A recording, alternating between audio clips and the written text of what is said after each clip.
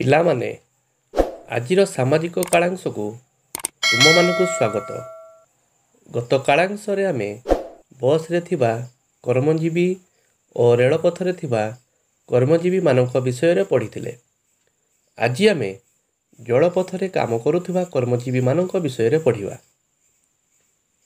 ଜଳପଥରେ ସାଧାରଣତଃ ନୌକା, launch, steamer, ଜାହାଜ ଆଦି ଯାତାୟାତ କରେ। ନୌକା ନାଉରୀ, କାତ ଓ ଆହୁଲା ଦ୍ୱାରା ଚଳାଇଥାଏ। ଲଞ୍ଚ, ଷ୍ଟିମର ଓ ଜଳଜାହାଜ ଏହିସବୁ ଜଳଯାନ ଚଳାଇବା ପାଇଁ ତାଲିମପ୍ରାପ୍ତ ଚାଳକ ଥାନ୍ତି, କାରଣ ଏସବୁ ଯାନ ଇଞ୍ଜିନ ଦ୍ୱାରା ଚାଲିଥାଏ। ପିଲାମାନେ, ତମେ ସବୁ ଚିଲିକା ହ୍ରଦ ଦେଖିଥିବ। ସେଥିରେ ନାଉରୀମାନେ ନୌକା ସାହାଯ୍ୟରେ ଲଞ୍ଚ ଓ ଷ୍ଟିମର ଏହିସବୁ ଜଳଯାନ ଦ୍ୱାରା କାଳିଜାଇକୁ ଯାଇଥାନ୍ତି। ଆମ ଓଡ଼ିଶାର ପାରାଦୀପ ଓ ଗୋପାଳପୁର ଠାରେ ଅନେକ ବିଦେଶୀ ଜାହାଜ ଲାଗିଥାଏ। ବର୍ତ୍ତମାନ ଆମେ ଜାଣିବା ଜାହାଜରେ କାର୍ଯ୍ୟରତ କର୍ମଜୀବୀ ଓ ସେମାନଙ୍କର କାର୍ଯ୍ୟ ବିଷୟରେ। ଜାହାଜଗୁଡ଼ିକ ଯାତ୍ରା କରି ଏକ ନିର୍ଦ୍ଦିଷ୍ଟ ବନ୍ଦରରେ ରୁହନ୍ତି। ଜାହାଜରେ କ୍ୟାପ୍ଟେନ୍, ନାବିକ, ବେତାର ଚାଳକ, ରାଡାର ନିୟନ୍ତ୍ରକ, ଇଞ୍ଜିନିୟର ଓ ମେକାନିକ ଆଦି କର୍ମଚାରୀ କାର୍ଯ୍ୟ କରିଥାନ୍ତି। ବର୍ତ୍ତମାନ ଆମେ କ୍ୟାପ୍ଟେନଙ୍କ କାର୍ଯ୍ୟ ବିଷୟରେ ଜାଣିବା।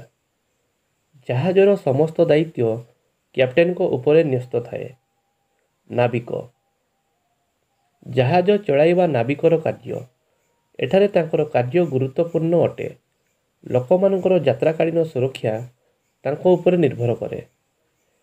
ବେତାର ଚାଳକ ପାଣିପାଗର ଅନୁଧ୍ୟାନ କରି ଜାହାଜ ଚଳାଇବା ନିମନ୍ତେ ନାବିକଙ୍କୁ ସୂଚନା ପ୍ରଦାନ କରନ୍ତି। ରାଡାର ନିୟନ୍ତ୍ରକ ରାଡାର ନିୟନ୍ତ୍ରକ ଜାହାଜର ଅବସ୍ଥିତି ବିଷୟରେ ସୂଚନା ଦେଇଥାନ୍ତି। ଇଞ୍ଜିନିୟର ଓ ମେକାନିକ ଯାତାୟାତ ସମୟରେ ଜାହାଜ ଗୁଡ଼ିକରେ ଅନେକ ଯାନ୍ତ୍ରିକ ତ୍ରୁଟି ଓ ସମସ୍ୟା ଦେଖାଦେଇଥାଏ। ଏହି ସମସ୍ୟା ଓ ଯାନ୍ତ୍ରିକ ତ୍ରୁଟିକୁ ଦୂର କରିବା ପାଇଁ ଇଞ୍ଜିନିୟର ଓ ମେକାନିକମାନେ କାମ କରନ୍ତି। ବର୍ତ୍ତମାନ ଆମେ ଜାଣିବା ଆକାଶପଥରେ କାର୍ଯ୍ୟ କରୁଥିବା କର୍ମଜୀବୀ ମାନଙ୍କ ବିଷୟରେ। ଆକାଶପଥରେ ଦେଶ ବିଦେଶର ବିଭିନ୍ନ ରାଜଧାନୀ ଓ ପ୍ରଧାନ ସହରକୁ ସଂଯୋଗ କରାଯାଇଥାଏ। ଅଳ୍ପ ସମୟରେ ଉଡ଼ାଜାହାଜ ସାହାଯ୍ୟରେ ଦୂର ସ୍ଥାନରେ ପହଞ୍ଚି ହୁଏ। ଉଡ଼ାଜାହାଜ ଯେଉଁଠାରୁ ଯାତ୍ରା ଆରମ୍ଭ କରେ ଓ ଯାତାୟାତ ସାରି ରହିଥାଏ ତାହାକୁ ବିମାନ ଘାଟି କୁହାଯାଏ। ଆମ ଓଡ଼ିଶାର ଭୁବନେଶ୍ୱରଠାରେ ଏକ ବିମାନ ଘାଟି ରହିଛି। ଉଡ଼ାଜାହାଜରେ ଯିବାକୁ ହେଲେ ବିମାନ ଘାଟିକୁ ଯିବାକୁ ହୁଏ। ବିମାନ ଘାଟିର ପ୍ରବେଶ ପଥରେ ଟିକେଟ ଯାଞ୍ଚକାରୀ ଟିକେଟ ଯାଞ୍ଚ କରି ବିମାନ ଘାଟି ଭିତରକୁ ଛାଡ଼ନ୍ତି। ସେଠାରେ ଥିବା ସୁରକ୍ଷା କର୍ମୀ ବିମାନ ଘାଟିର ନିରାପତ୍ତା ଦୃଷ୍ଟିରୁ ଆମକୁ ଏବଂ ଆମ ଜିନିଷକୁ ଯାଞ୍ଚ କରନ୍ତି। ତାପରେ ନିର୍ଦ୍ଦିଷ୍ଟ କାଉଣ୍ଟରକୁ ଯାଇ ଆମକୁ ବ୍ୟାଗ ଦେବାକୁ ହୁଏ ଓ ସେଠାରେ ଥିବା କର୍ମଚାରୀ ଆମ ବ୍ୟାଗ ନେଇ ଆମକୁ ରସିଦ ଦେଇଥାନ୍ତି। ଉଡ଼ାଜାହାଜରେ ପରିଚାରିକା, ପାଇଲଟ, ସହ ପାଇଲଟ, ଇଞ୍ଜିନିୟର ଇତ୍ୟାଦି କର୍ମଚାରୀ କାମ କରିଥାନ୍ତି। ତାପରେ ଆମେ ଜାଣିବା ପରିଚାରିକାଙ୍କ ବିଷୟରେ। ବିମାନ ଭିତରକୁ ପ୍ରବେଶ କରିବା ସମୟରେ ଯାତ୍ରୀମାନଙ୍କୁ ସ୍ୱାଗତ କରିବା ପରିଚାରିକାଙ୍କ କାର୍ଯ୍ୟ। ଏହା ସହିତ ଯାତ୍ରା ସମୟରେ ବିମାନ ଭିତରେ ଯାତ୍ରୀମାନଙ୍କର ଆବଶ୍ୟକୀୟ ସାମଗ୍ରୀ ଯୋଗାଇଥାନ୍ତି। ପାଇଲଟ ଦାୟିତ୍ୱର ସହିତ ବିମାନ ଚଳାଉଥିବା କର୍ମଚାରୀଙ୍କୁ ପାଇଲଟ କୁହାଯାଏ। ତାଙ୍କର ସାମାନ୍ୟ ତ୍ରୁଟି ହେଲେ ବହୁ ଧନଜୀବନ କ୍ଷୟକ୍ଷତି ହେବାର ସମ୍ଭାବନା ଥାଏ, ତେଣୁ ତାଙ୍କର ଦାୟିତ୍ୱ ଗୁରୁତ୍ୱପୂର୍ଣ୍ଣ ଅଟେ।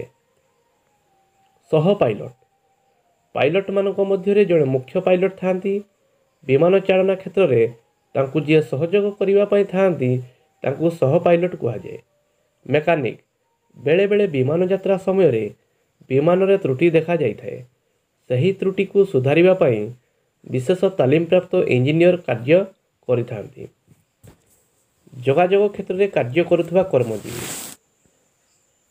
ଯୋଗାଯୋଗ କ୍ଷେତ୍ରରେ ବ୍ୟବସ୍ଥା ଗୁଡ଼ିକ ହେଲା ଡାକ, ଟେଲିଫୋନ, ମୋବାଇଲ, ସମ୍ବାଦପତ୍ର, ରେଡ଼ିଓ, ଦୂରଦର୍ଶନ ଓ ଇଣ୍ଟରନେଟ ଇତ୍ୟାଦି।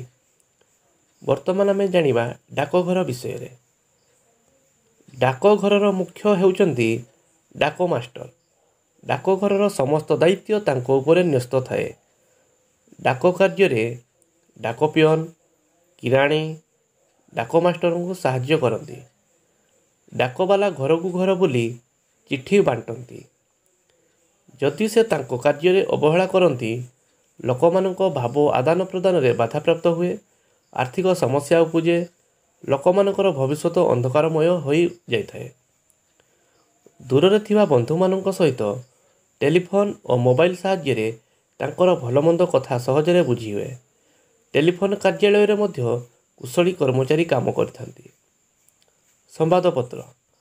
ଆଜିକାଲି ସମ୍ବାଦପତ୍ର ମାଧ୍ୟମରେ ସମଗ୍ର ବିଶ୍ୱ ତଥା ଦେଶ ବିଦେଶର ଖବର ଘରେ ବସି ଜାଣିପାରୁଛେ।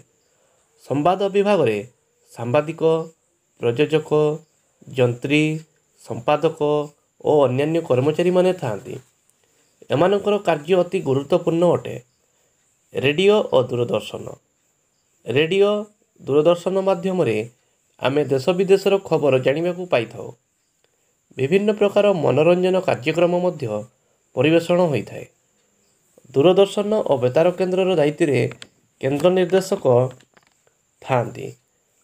ପ୍ରଯୋଜକ, ଯନ୍ତ୍ରୀ ଓ ଅନ୍ୟାନ୍ୟ ବହୁ କର୍ମଚାରୀ ଦାୟିତ୍ୱର ସହିତ ନିଜର କାର୍ଯ୍ୟ ତୁଲାଇଥାନ୍ତି। ଇଣ୍ଟରନେଟ୍। ଆଜିକାଲି ଇଣ୍ଟରନେଟ୍ ମାଧ୍ୟମରେ ଆମେ ଦେଶ ବିଦେଶର ତଥା ବିଶ୍ୱର ବିଭିନ୍ନ ଖବର ଓ ତଥ୍ୟ କ୍ଷଣିକ ମଧ୍ୟରେ ଜାଣିପାରୁଛୁ। ଏତଦ୍‌ବ୍ୟତୀତ ଶିକ୍ଷା, ସ୍ୱାସ୍ଥ୍ୟ, କୃଷି, ପାଣିପାଗ ଓ ଜ୍ଞାନ ବିଜ୍ଞାନ ସମ୍ପର୍କୀୟ ସମସ୍ତ ତଥ୍ୟ ଜାଣିପାରୁଅଛୁ। ତ ପିଲାମାନେ, ଆଜିର କାଳାଂଶକୁ ଏଇଠି ରଖୁଛି। ଧନ୍ୟବାଦ।